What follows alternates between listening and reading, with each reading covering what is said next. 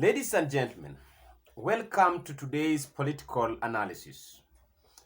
I want to talk about Raila Odinga and his new role in governing of this country. All of us understand that constitutionally and according to the laws of Kenya, Raila Odinga is the opposition leader in this country, going with the numbers that he have and the outcome of 2022 general election. But in the recent past, Raila Odinga has assumed a new role which is not in the constitution, but he is serving by default. Raila Odinga have a tendency of ruling without power or governing without power. And it is a game he has mastered over the years.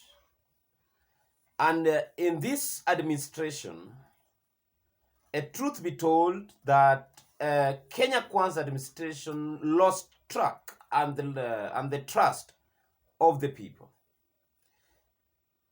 Therefore, they had to do something to salvage this power.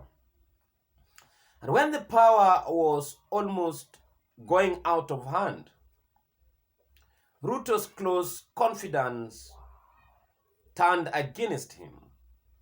And as the leader of this country at the time, he had to bear the consequences, because it is said that as a leader, you need not to shift the blame or to shy away from the responsibility. Therefore, he called Raila Odinga to come and help him save the situation. With that, a lot of agreements were done and were made. And I want to talk about some of the things that Raila Odinga have done that clearly indicates that he might be assuming a very powerful role behind the scenes, and he could as well have a lot of influence and power in William Ruto's administration. And before I do that, ladies and gentlemen, allow me to invite who are coming this channel for the first time or meeting our videos, that please take a moment, a minute or two, to subscribe to our YouTube channel. And to our subscribers, we can't forget to thank you and to say that if it wasn't you, this channel would have not been where it is at the moment.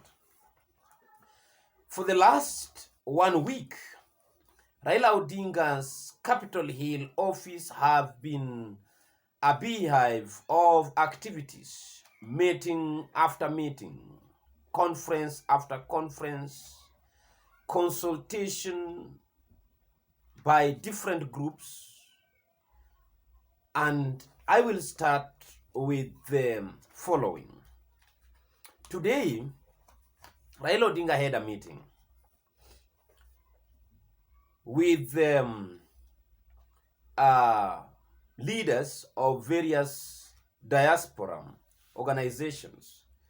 And he said that they came to sort his support on diaspora matters and at the launch of 2024 diaspora policy. I don't know at what capacity, as the leader of opposition, or as a statesman, or as a leader of a party which is the second largest in Kenya, or a close friend to William Ruto, or as one of the powerful people in Kenya Kwanza administration. And your guess could be as good as mine. This happens because of the new working relationship between Ruto and Raila Amolo Odinga. That is one of the proofs that Raila Odinga is wielding power in Ruto's administration. Number two, there was another meeting yesterday where ODM members of National Assembly who are recently elected in committee leadership positions in the National Assembly, led by Samuel Atandi, Member of Parliament, Alego Usonga, who is now chairing one of the powerful committees in this country, the Budget Committee. Budget Committee was initially chaired by Ndindi Nyoro Kiharu, Member of Parliament, but up to Tuesday, he was kicked out. When Atandi chairs the Budget Committee and Mbadi is the CS Treasury, that should tell you that Raila Odinga is a very powerful person in this government now.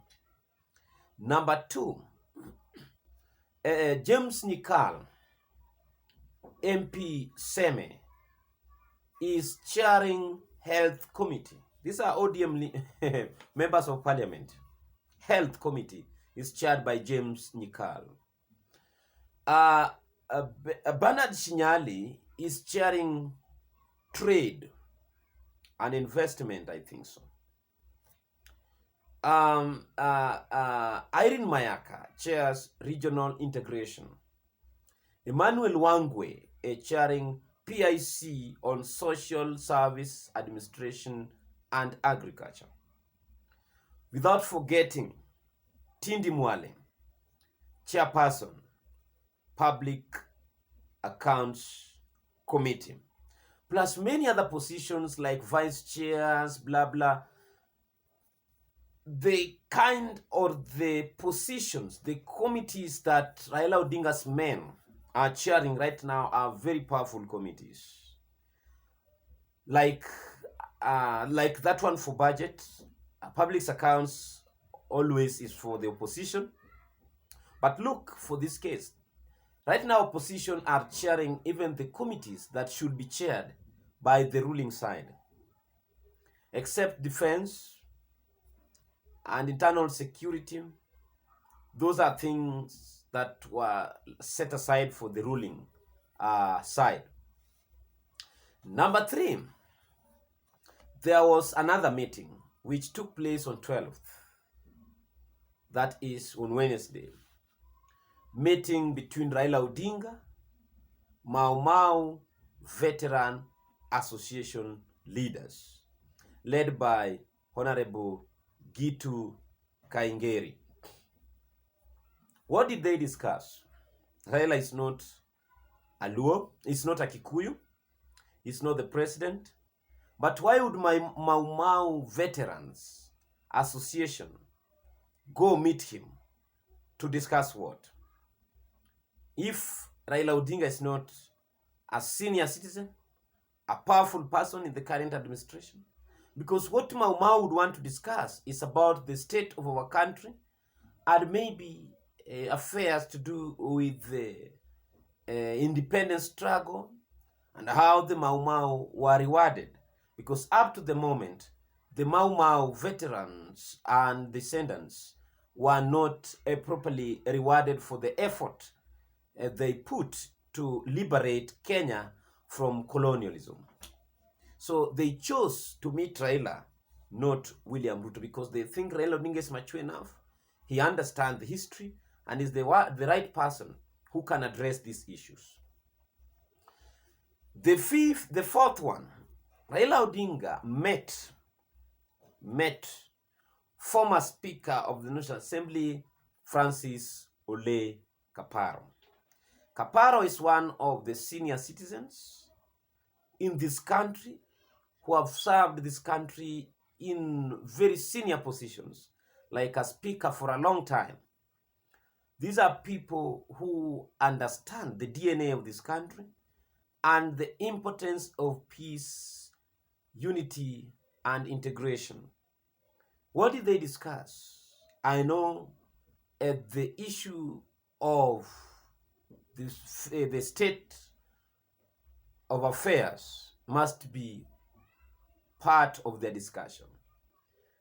the political situation and stability must be talked about. The last meeting that he did, the same week he did another meeting which I talked about. The meeting between him with a group of MCS and Kisii community leaders from Nyamira in Nairobi. Why such kind of meetings? The ground is slippery, the ground is burned, the ground is shifting from William Ruto. So the only way to do is to consolidate the ground and to task the leaders to go out there and preach the gospel of the broad-based government and the importance of the MOU that he signs with Ruto and the interest of the people. How will it be catered for? That could be part of why Raila Odinga is organizing such kind of meeting. Raila Odinga is the one managing now Ruto's government with the advisors, and to put in effort where necessary and to supply Ruto with men and women whom they feel are capable and knowledgeable about running this country or in different professions. So I think Raila Odinga still have a lot to do. And this was the aim of that MOU. Thank you, ladies and gentlemen, and may God bless you.